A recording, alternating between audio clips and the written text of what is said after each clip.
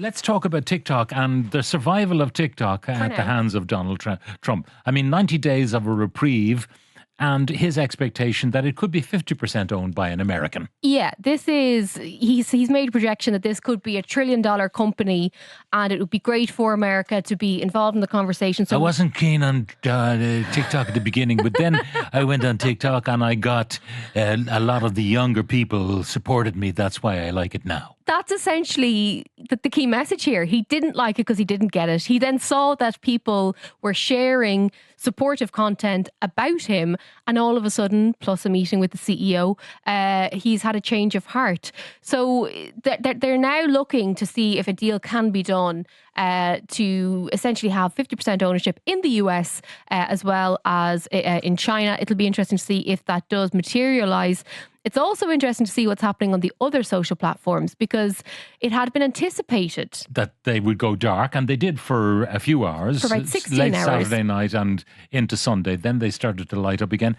And Instagram wanted to eat their lunch. They absolutely did. And this isn't the first time that this has happened. We saw Instagram make the shift when Snapchat started to change. That's when they brought in their filters.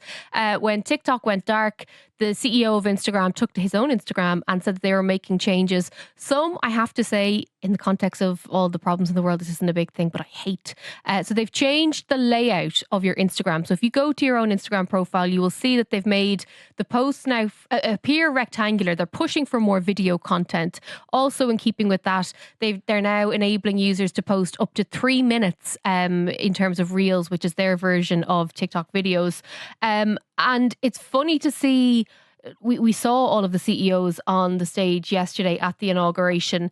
We also saw them stand shoulder in shoulder, but the competition is still there to try and get those younger users. We do know that a lot of the key influential figures on TikTok had essentially signed off from the platform, started reposting a lot of their most popular videos onto Instagram to make that migration across.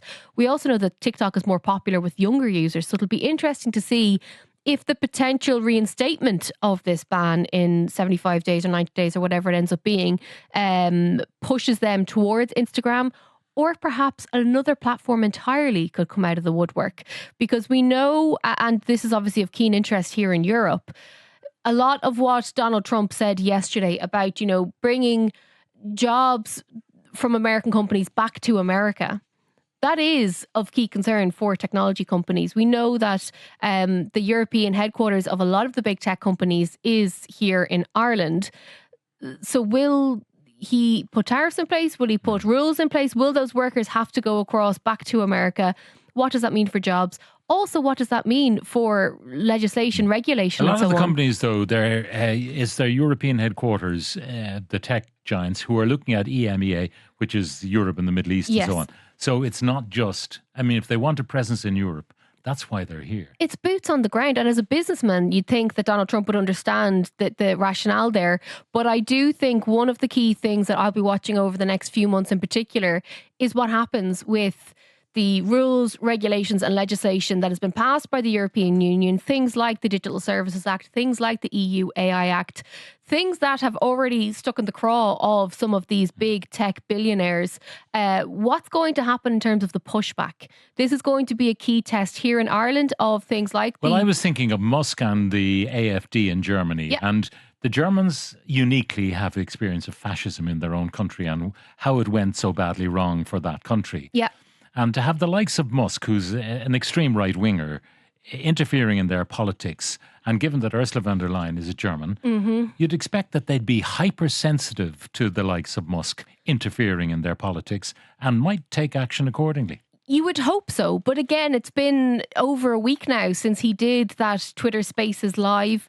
And he's been very vocal about politics in the UK and Germany. And I think this is a key point that people need to remember. There's going to be a lot of Trump fatigue over the next little while. It's going to be wall to wall, a lot of coverage, a lot of talk.